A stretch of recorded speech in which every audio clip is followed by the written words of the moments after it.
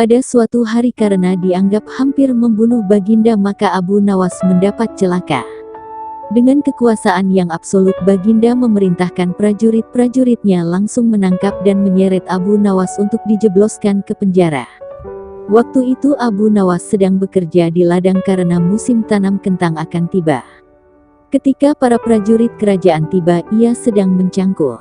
Dan tanpa alasan yang jelas mereka langsung menyeret Abu Nawas sesuai dengan titah Baginda. Abu Nawas tidak berkutik. Kini ia mendekam di dalam penjara. Beberapa hari lagi kentang-kentang itu harus ditanam. Sedangkan istrinya tidak cukup kuat untuk melakukan pencangkulan. Abu Nawas tahu bahwa tetangga-tetangganya tidak akan bersedia membantu istrinya sebab mereka juga sibuk dengan pekerjaan mereka masing-masing. Tidak ada yang bisa dilakukan di dalam penjara kecuali mencari jalan keluar. Seperti biasa Abu Nawas tidak bisa tidur dan tidak enak makan, ia hanya makan sedikit. Sudah 2 hari ia meringkuk di dalam penjara. Wajahnya murung. Pada hari ketiga Abu Nawas memanggil seorang pengawal. "Bisakah aku minta tolong kepadamu?" kata Abu Nawas membuka pembicaraan. "Apa itu?" kata pengawal itu tanpa gairah. "Aku ingin pinjam pensil dan selembar kertas. Aku ingin menulis surat untuk istriku. Aku harus menyampaikan sebuah rahasia penting yang hanya boleh diketahui oleh istriku saja." Pengawal itu berpikir sejenak lalu pergi meninggalkan Abu Nawas. Ternyata pengawal itu merigadap Baginda Raja untuk melapor. Mendengar laporan dari pengawal, Baginda segera menyediakan apa yang diminta Abu Nawas. Dalam hati, Baginda bergumam mungkin kali ini ia bisa mengalahkan Abu Nawas. Abu Nawas menulis surat yang berbunyi, "Wahai istriku, janganlah engkau sekali-kali menggali ladang kita karena aku menyembunyikan harta karun dan senjata di situ. Dan tolong jangan bercerita kepada siapapun." Tentu saja surat itu dibaca oleh Baginda karena beliau ingin tahu apa sebenarnya rahasia Abu Nawas. Setelah membaca surat itu Baginda merasa puas dan langsung memerintahkan beberapa pekerja istana untuk menggali ladang Abu Nawas. Dengan peralatan yang dibutuhkan mereka berangkat dan langsung menggali ladang Abu Nawas. Istri Abu Nawas merasa heran. Mungkinkah suaminya minta tolong pada mereka?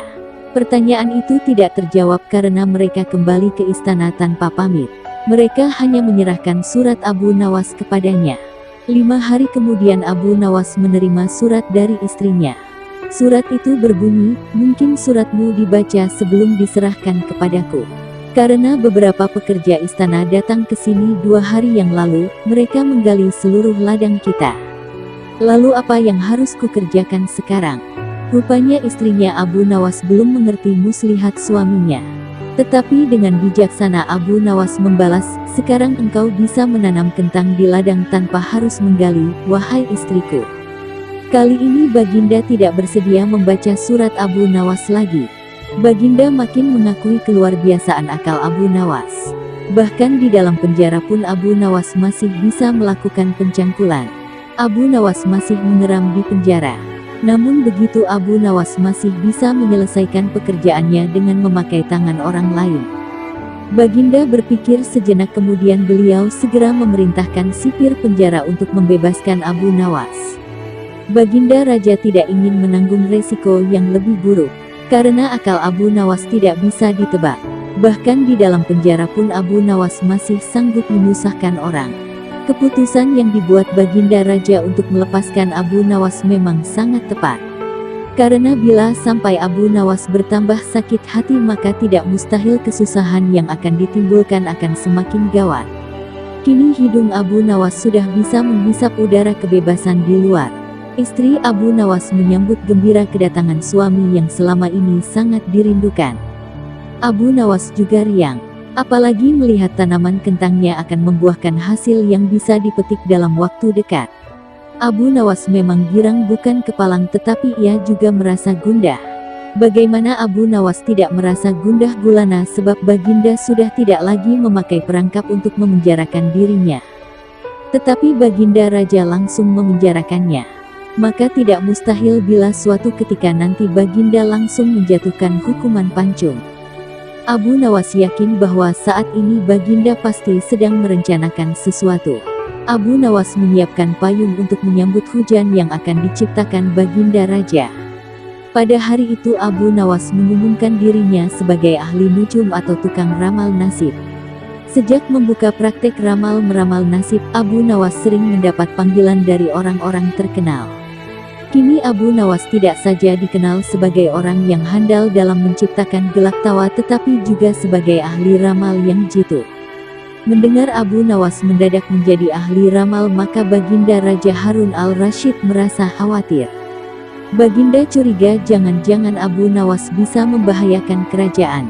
Maka tanpa pikir panjang Abu Nawas ditangkap. Abu Nawas sejak semula yakin Baginda Raja kali ini berniat akan menghabisi riwayatnya. Tetapi Abu Nawas tidak begitu merasa gentar. Mungkin Abu Nawas sudah mempersiapkan tameng. Setelah beberapa hari meringkuk di dalam penjara, Abu Nawas digiring menuju tempat kematian.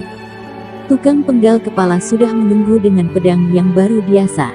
Abu Nawas menghampiri tempat penjagalan dengan amat tenang. Baginda merasa kagum terhadap ketegaran Abu Nawas. Tetapi Baginda juga bertanya-tanya dalam hati mengapa Abu Nawas begitu tabah menghadapi detik-detik terakhir hidupnya. Ketika Algojo sudah siap mengayunkan pedang, Abu Nawas tertawa-tawa sehingga Baginda menangguhkan pemancungan. Beliau bertanya, "Hai Abu Nawas, apakah engkau tidak merasa ngeri menghadapi pedang Algojo?" "Ngeri tuanku yang mulia, tetapi hamba juga merasa gembira," jawab Abu Nawas sambil tersenyum. "Engkau merasa gembira?" tanya Baginda kaget. "Betul Baginda yang mulia, karena tepat 3 hari setelah kematian hamba, maka Baginda pun akan menyusul hamba ke liang lahat, karena hamba tidak bersalah sedikit pun," kata Abu Nawas tetap tenang. Baginda gemetar mendengar ucapan Abu Nawas, dan tentu saja hukuman pancung dibatalkan. Abu Nawas digiring kembali ke penjara. Baginda memerintahkan agar Abu Nawas diperlakukan istimewa. Malah Baginda memerintahkan supaya Abu Nawas disuguhi hidangan yang enak-enak. Tetapi Abu Nawas tetap tidak kerasa tinggal di penjara. Abu Nawas berpesan dan setengah mengancam kepada penjaga penjara bahwa bila ia terus-menerus mendekam dalam penjara ia bisa jatuh sakit atau meninggal. Baginda Raja terpaksa membebaskan Abu Nawas setelah mendengar penuturan penjaga penjara. Cita-cita atau obsesi menghukum Abu Nawas sebenarnya masih bergolak, namun Baginda merasa kehabisan akal untuk menjebak Abu Nawas. Seorang penasihat kerajaan kepercayaan Baginda Raja menyarankan agar Baginda memanggil seorang ilmuwan ulama yang berilmu tinggi untuk menandingi Abu Nawas. Pasti masih ada peluang untuk mencari kelemahan Abu Nawas. Menjebak pencuri harus dengan pencuri, dan ulama dengan ulama. Baginda menerima usul yang cemerlang itu dengan hati bulat. Setelah ulama yang berilmu tinggi berhasil ditemukan, Baginda Raja menanyakan cara terbaik menjerat Abu Nawas. Ulama itu memberitahu cara-cara yang paling jitu kepada Baginda Raja. Baginda Raja manggut-manggut setuju. Wajah Baginda tidak lagi murung.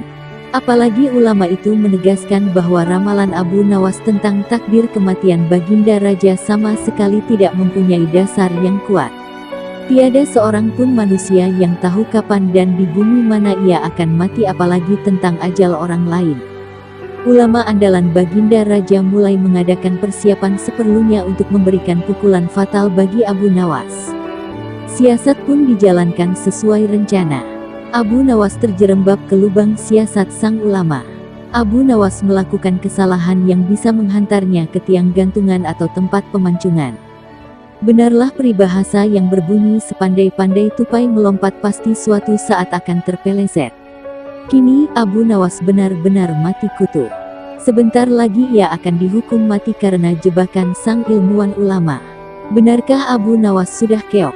Kita lihat saja nanti. Banyak orang yang merasa simpati atas nasib Abu Nawas, terutama orang-orang miskin dan tertindas yang pernah ditolongnya.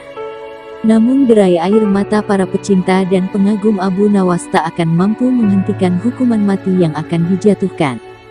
Baginda Raja Harun al-Rasyid benar-benar menikmati kemenangannya. Belum pernah Baginda terlihat seriang sekarang. Keyakinan orang banyak bertambah mantap. Hanya satu orang yang tetap tidak yakin bahwa hidup Abu Nawas akan berakhir setragis itu, yaitu istri Abu Nawas.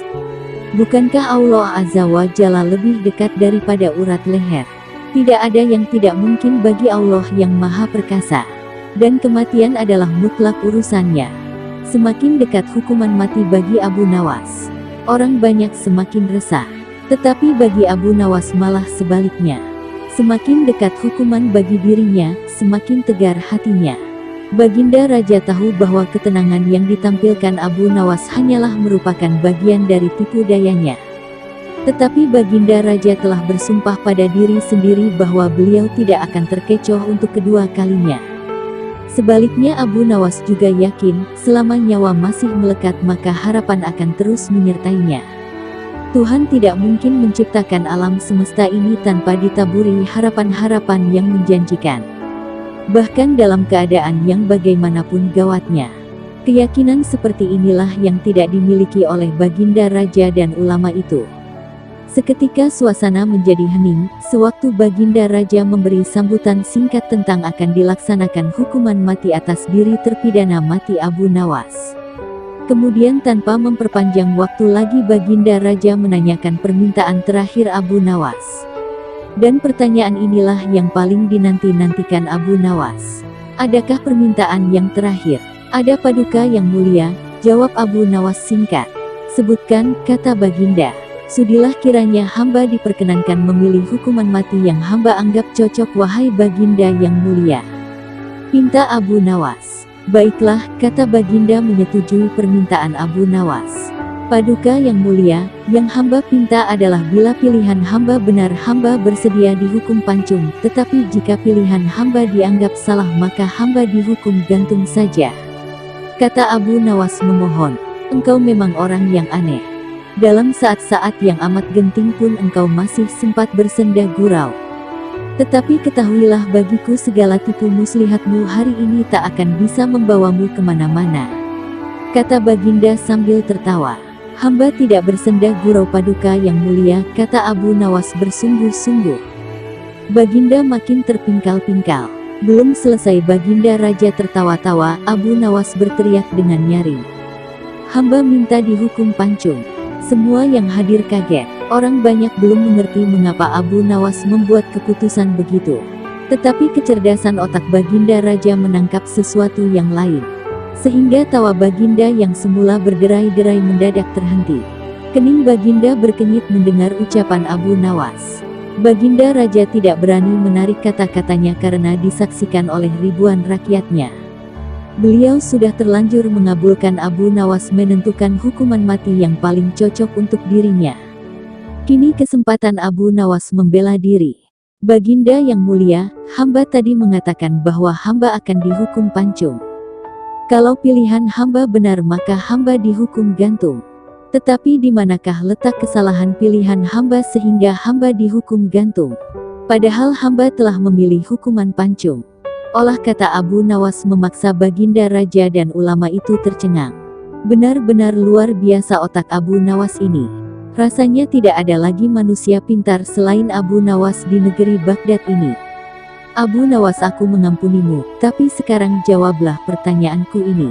Berapa banyakkah bintang di langit? Oh, gampang sekali tuanku. Iya, tapi berapa? 100 juta, 100 miliar. Tanya Baginda. Bukan tuanku, cuma sebanyak pasir di pantai. Kau ini, bagaimana bisa orang menghitung pasir di pantai?